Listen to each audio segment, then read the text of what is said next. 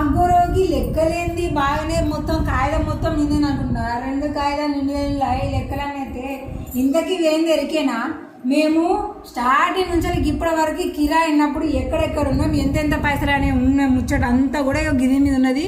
ఇక టోటల్ లెక్కలు ఎత్తే మాత్రం నిజంగా నాకైతే 2 రోజుల దాకా దిమాగ్ పని చేయలేదు తెలుసా. పట్టరనంత కోపము ఆపుకోరనంత దుఃఖం వచ్చి మాత్రము మైండ్ మొత్తం కూడా ఏదో లోకాలకు వెళ్ళిపోయి గుండె మస్తు బరువు అయిపోయింది.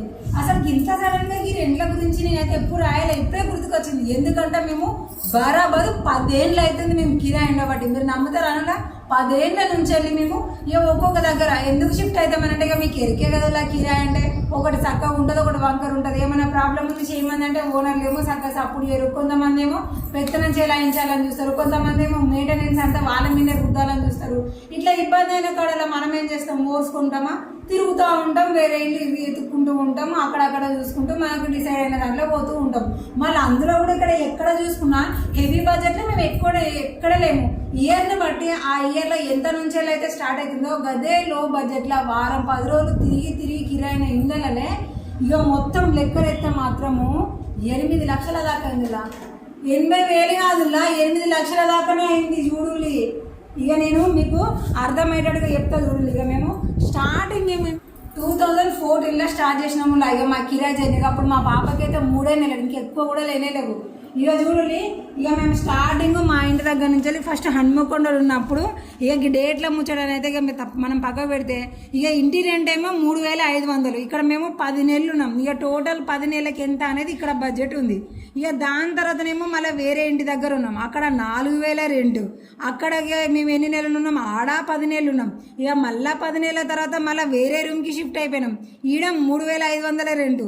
ఇక గీడనేమో మేము 11 నెలలు ఉన్నాం. ఇక 11 నెలలకు గాను బడ్జెట్ ఎంత అనేది ఈడున్నది. దాని తర్వాత మళ్ళీ వేరే రూమ్ షిఫ్ట్ అయినాం, ఈడనేమో 4,000 రెంట్. ఈడ 4 నెలలు మాత్రమే ఉన్నాము. ఇక టోటల్ బడ్జెట్ గీడున్నది.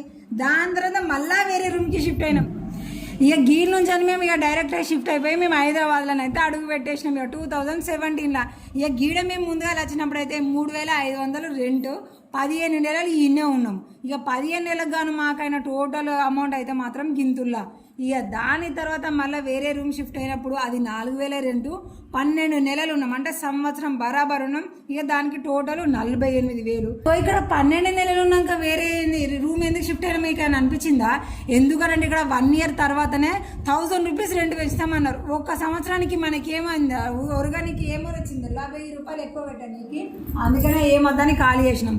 ఇక దాని తర్వాత మేము ఇక్కడ 13 నెలలు ఉన్నాం, 12,000 రెంట్. ఇక చూడాలి ఇక్కడ ఎంత అయిందో, ఇక 1,36,000 రెంట్ అయిపోయింది. ఇక మళ్ళీ అప్పుడు ఎతికినప్పుడు ఎక్కువ రూమ్లో అయితే దొరకలేక దాని తర్వాత మనకు కరోనా కూడా వచ్చేసింది కదా ఆ టైంలో అనమాట. ఇక దాని తర్వాత మళ్ళీ వేరే రూమ్కి షిఫ్ట్ అయినప్పుడు ఇక్కడ 7,000 రూపాయలు రెంట్ అంటే ఒక నెలకు 7,000 రూపాయలు కట్టాలి, గుర్తుపెట్టుకోవాలి. ఇక గిడ మేము 19 నెలలు ఉన్నాం. 12 నెలల తర్వాత ఇక్కడ మాకు 7,000 కాస్త 8,000 అయిపోయింది. ఇక అప్పుడు మాకు తిరిగే ఓపిక లేక సపరేట్గా పోనీతి ఇల్లు కూడా మంచిగా ఉన్నది కదా అనేసి అయితే మాకు మేము కంటిన్యూషన్ చేసినాం.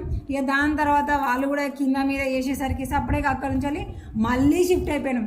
మళ్ళీ షిఫ్ట్ అయిపోయి ఇక ఒక ఇండిపెండెంట్ హౌస్ తీసుకుందామని తీయని మళ్ళీ వేరే హౌస్కి అయితే వచ్చేసినాం. ఇక ఇక్కడ 15,000, ఎందుకంటే ఇండిపెండెంట్ హౌస్ జర వేరే వాళ్ళతో డిస్టర్బ్ ఉండదు కదా, వీడియోలు కూడా తీస్తున్నాం కదా.